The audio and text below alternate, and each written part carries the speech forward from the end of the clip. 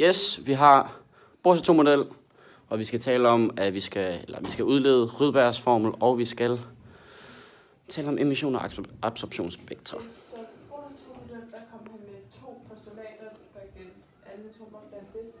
Og første postulat var, at atomer kun kan eksistere i nogle stationære tilstande.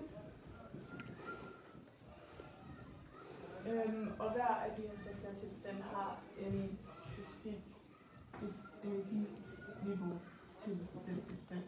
Og den måde, man så kan måle, eller de stationære tilstande, det er, hvis man har for eksempel et atom, og så ligger, hvis vi tager hydrogen her, så ligger elektronen på første skal, det er en stationær tilstand, og ligeledes hvis det var et andre, men det var en ny stationær tilstand.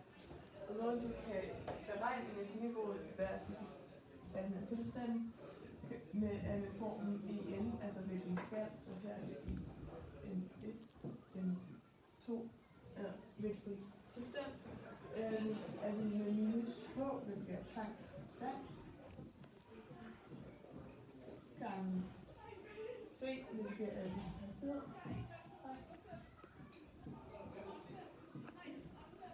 gange r, som er Rydbergs konstant, gange e over n og n altså hvilken tilstand det var. Og så ud fra det her vil hver atom så have på et energidiagram, hvor man så har givet eller elektronvolt her. Elektronvolt er bare en anden energienhed, som er ca. 1,6 gange 10 elektroner. Og så hvis vi tager hydrogen her, så vil man på alle atomer få sådan en diagram, hvor de så kommer til på hinanden. Og her er det 1 og 2, og i hydrogen er etteren cirka 13,3 joule, minus 13,3 joule.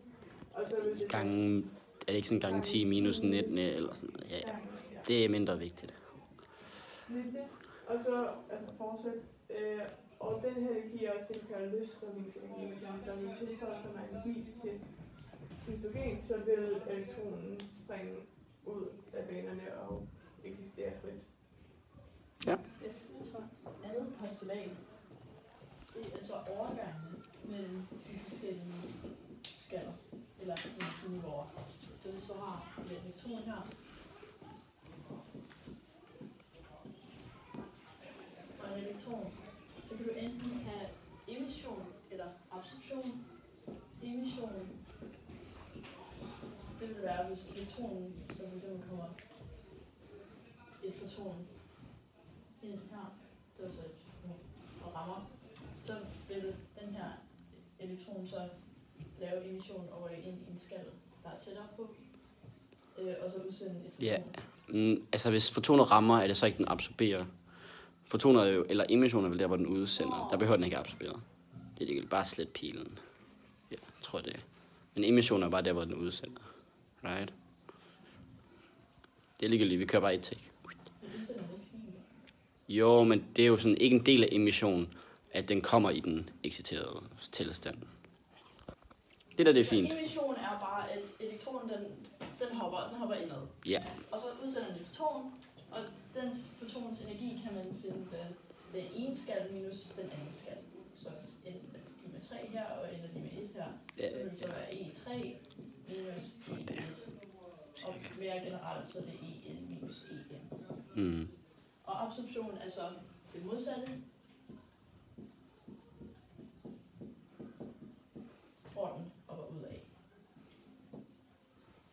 Yes. Ja, skal jeg så udleder jeg. Alright. Så skal vi udlede Rydbergs formel, som er en måde, den er dårlig. Det er noget, man kan kun bruge den i hydrogenatomer, og man kan bruge den til at finde lambda, bølgelængden, der ikke er med lambda. Og den er 1 over lambda er lige med r gange 1 over m minus over n. Så det vi starter med at gøre, er, at vi laver nogle de to definitioner for E-foton, altså energien af fotonet. Og den første, det er H gange F, altså frekvens gange Plancks konstant, og den anden er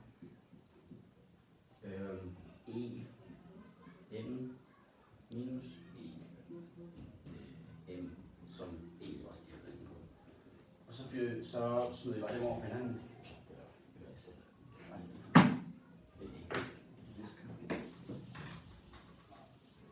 Her. Så H gange F er lige med E m minus E m.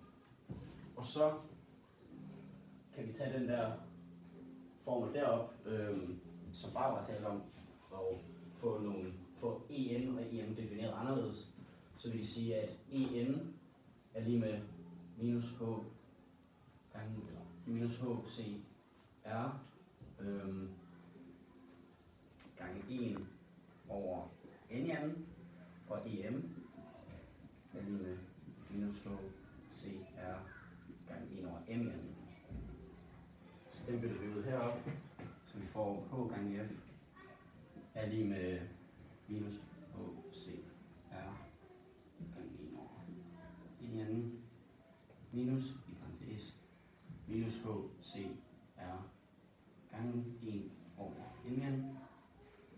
Og så kan vi bare lige gange ind minusen ind, så det bliver til plus HCR, og så smider vi bare lige den der om foran, bare så det lettere at holde styr på.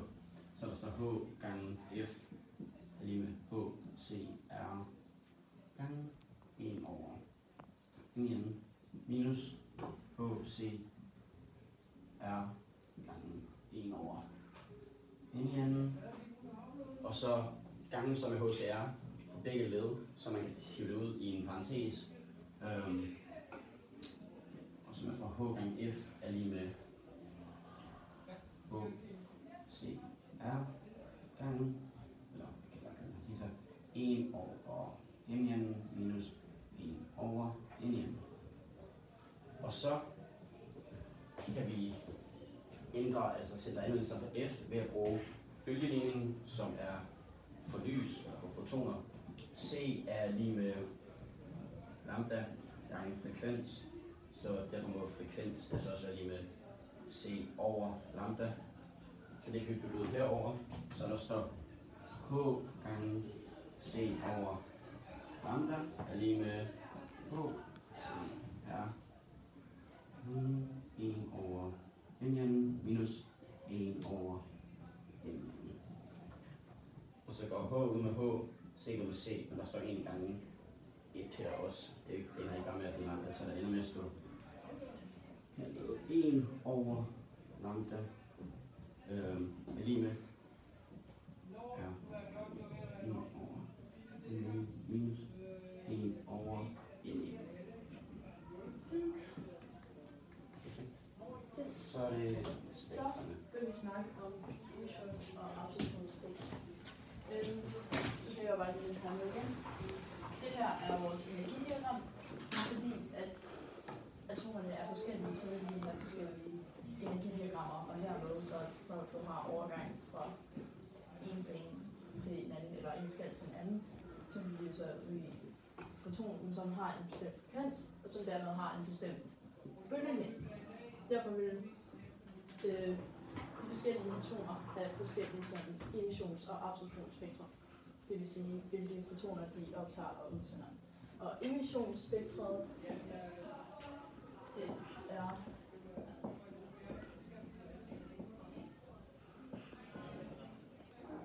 det er linjespektret.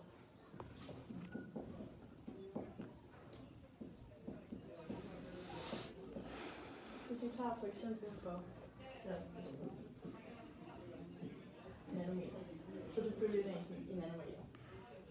Hvis vi tager for eksempel hydrogen, så vil den have cirka sådan her ud. Det vil altså sige, at hydrogen udsender fotoner i de forskellige bølgelængder. Og den her spænder sig så over fra 400 til 700 svarer til det synlige lys.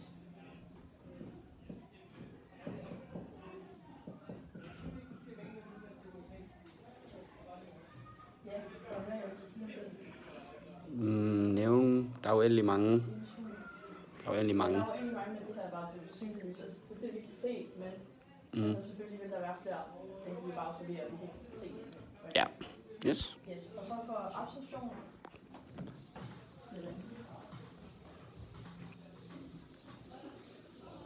Absorptionsspektrum, det er så bare det omvendte, cirka. Og det er så de bølgelængder, som den ligesom kan optage.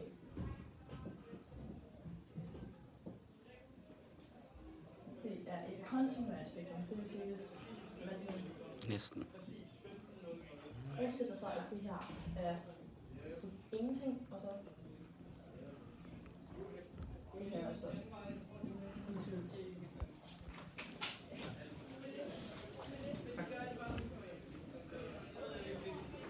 Mhm. Hvis det her også er for hydrogen, så vil det se cirka sådan her ud.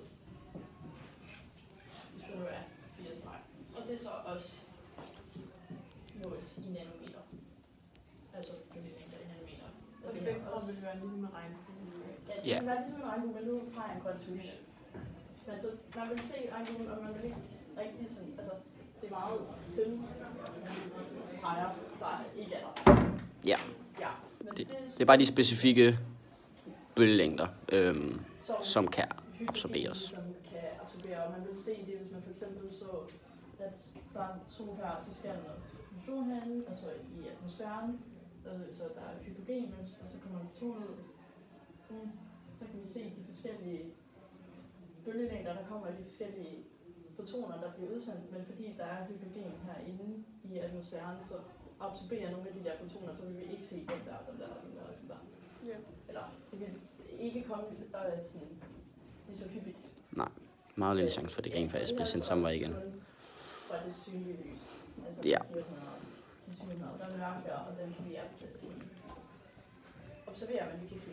Og det er så atomers fingeraftryk.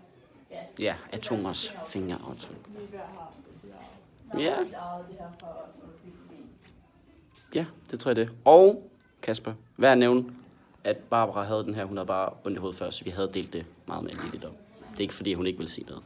Jeg kan sende en video til dig, hvor jeg gør det. Nej, ikke gør det.